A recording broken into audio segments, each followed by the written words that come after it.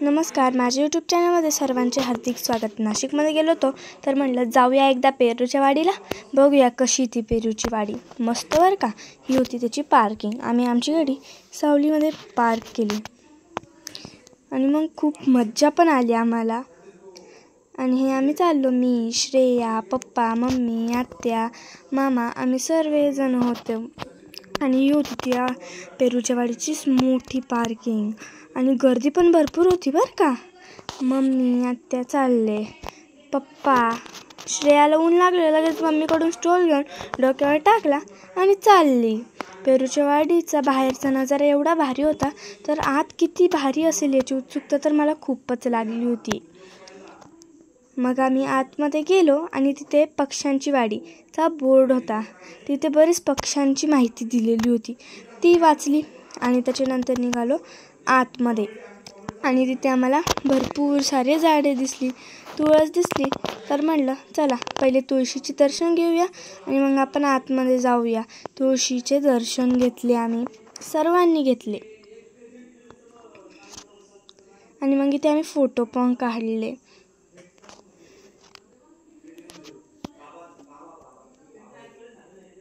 पेरूच्या वाडीवरची चुलीवरची मिसळ खाल्ली आहे का? खाल्ली असेल तर व्हिडिओला लाईक करा.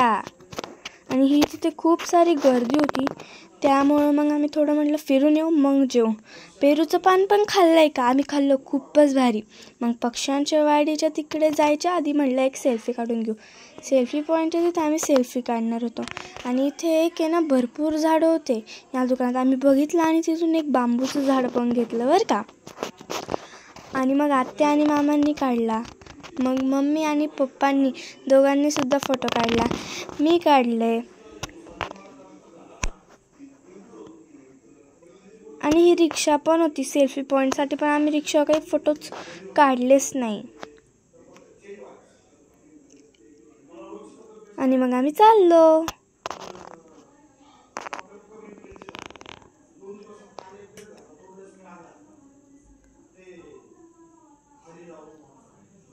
तिथं होतं पेरूच्या आईस्क्रीमचा स्टॉल. पेरूची आईस्क्रीम पण एकच नंबर बरं का. पेरूचा ज्यूस होता, तो पण भारी. बेदाना मनुके स्टॉल होता, पेरूचा स्टॉल होता. सोडा क्लब होता, सोडा पिला, एकदम भारी लागत होता बरं का. पिऊन बघा एकदा.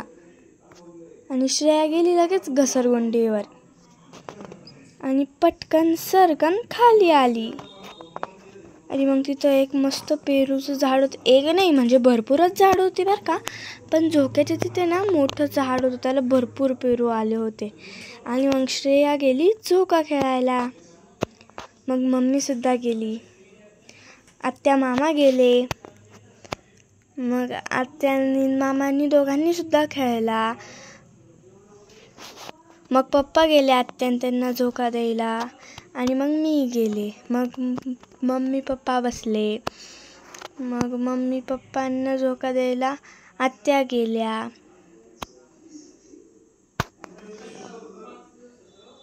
खूप मज्जा आली. आम्ही झोका खेळत होतो तरीसुद्धा आम्हाला मज्जा आली. मग मला आणि श्रेयाला आत्यानी झोका दिला, मग पप्पांनी मम्मीला झोका दिला. इथं पक्ष्यांची वाडी आणि बोटिंग गेम झोन होते, मग आम्ही त्या बाजूला वळालो. आणि तिथे ना एक बेरी म्हणून होतं, तुम्ही खाल्लं आहे का? तुम्ही याला काय म्हणतात? आम्ही तर बेरी म्हणतो. कमेंट बॉक्समध्ये टाका नक्की काय तुम्ही याला म्हणतात. भारी लागत होती बरं का ती पण. आणि आम्ही इथे सेल्फी काढला, फोटो काढले. आणि हे जे पाणी होतं ना, यात आम्ही बोटिंग करणार होतो. ते मस्त आतमध्ये गेल्यावर बोट गोल गोल फिरवतात. इतकी उत्सुकता लागली होती ना, खूपच. मग आम्ही खाली उतरलो आणि या बाजूला होता पक्ष्यांच्या वाडीचा परत तो बोर्ड. परत आम्ही वाचला, आम्हाला वाटलं काही वेगळं असेल, पण तेच होतं. मग आम्ही पक्ष्यांच्या वाडीकडे न जाता बोटिंग गेम झोन वगैरे